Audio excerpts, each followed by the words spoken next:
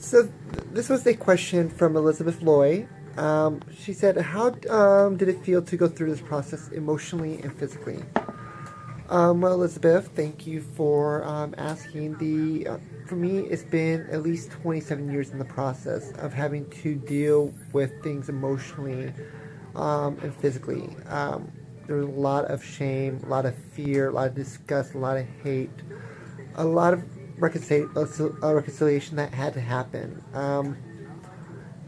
It's kind of weird to try to describe. It's like you hated the very image you looked at, everything about it, the touch, and yet you had to try to feel like you had to be somebody for everybody else, trying to please everybody. For me, physically, the process, it was hard, just having people touch me is like not feeling like I'm in the right shell, or not feeling like, you know, it was just awkward and gross. And there, for me growing up, I became a cutter. For me that was easier to deal with. Slicing my body, trying to do surgery on myself, doing anything I can to just escape and hide from what I had to masquerade in as what I considered. Trust my model. I look good even as Andrew, but I was never happy. It was not who I was mentally, emotionally. And with that process, I later got into drugs, and that even became a fuel to hide deeper and destroy. Anything that had to do with Andrew, anything I wanted to destroy it. I tried committing suicide. I drove my car into a reservoir. I tried slitting my wrist, overdosing. I tried doing every little thing just to try to cope with being somebody I hated. After I drove my car into a reservoir in 2009, things started changing. I had to make a decision what I was going to do. And for me, this process was something that has been very beautiful, actually, especially emotionally and physically.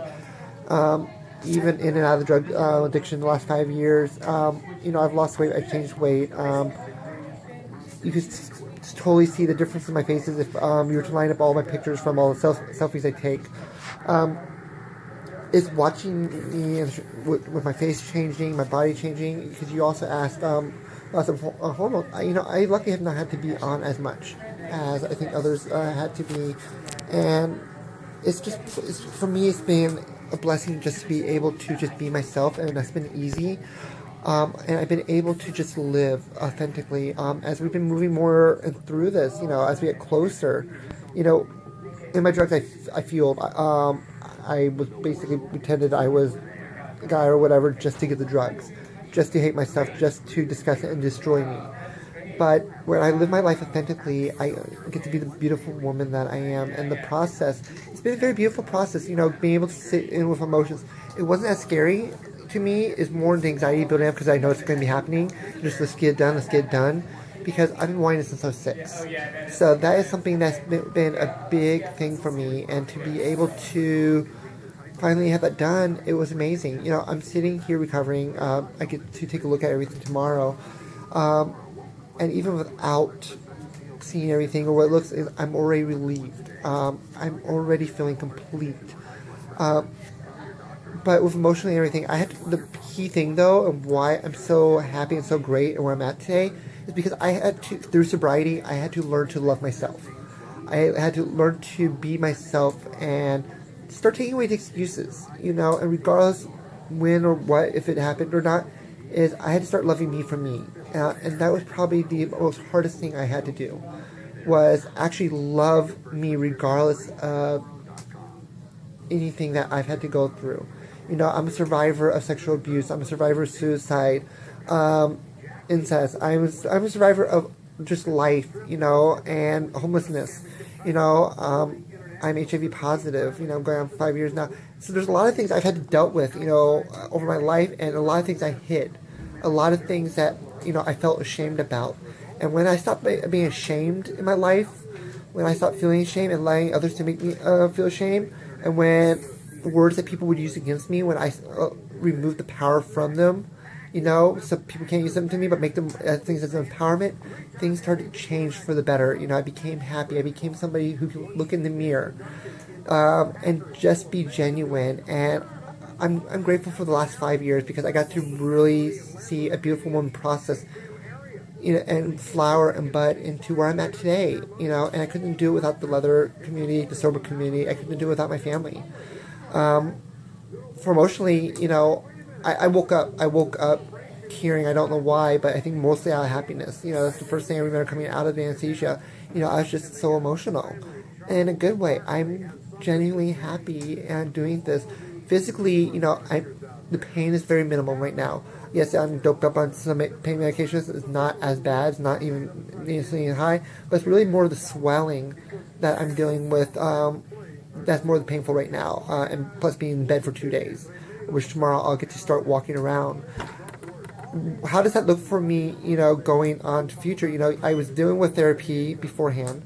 I dealt with therapy probably for the last few years, to get to the point where I can do this with a good heart, with a good mind on my shoulder, and know this is exactly what I wanted to do.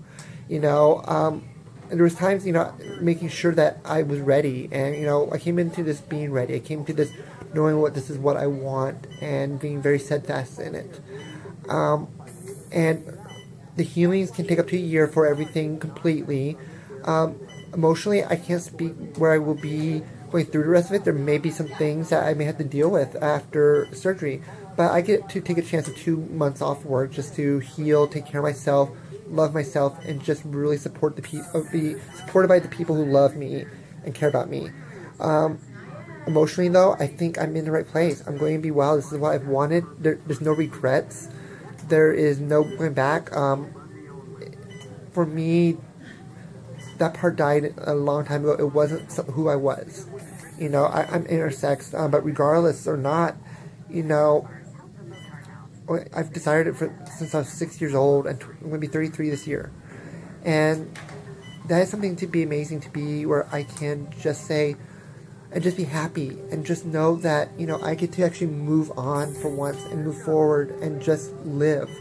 Not to be in fear of things. I live great. I can travel. I go places, stuff like that. But the biggest fear is, like, if I go to the hospital, or if I go somewhere in another state, and having to try to explain things to people that maybe not want to explain when my driver's license and everything says something different. But with that said, I think that those obstacles have been removed, and today I get to just be authentic, and I get to move forward. What awaits me in the future, I don't fully know, but I know it's nothing but promising, beautiful horizons ahead of me, where a lot to experience, a lot to love. This surgery did not change who I am. I already worked on Katerina. I already worked on who I am, and Katerina, I'm grateful my mother gave me that name. It just helped reconcile and make me feel good about myself and what I see myself in reflection. I worked a lot on myself to get to the point where I am, where surgery wasn't going to change who I was. I was already happy and comfortable with who I am as a person, as a woman. It just makes things easier for me. And that's where I am today. So thank you for your question, about what did it feel like to go through this process emotionally and physically.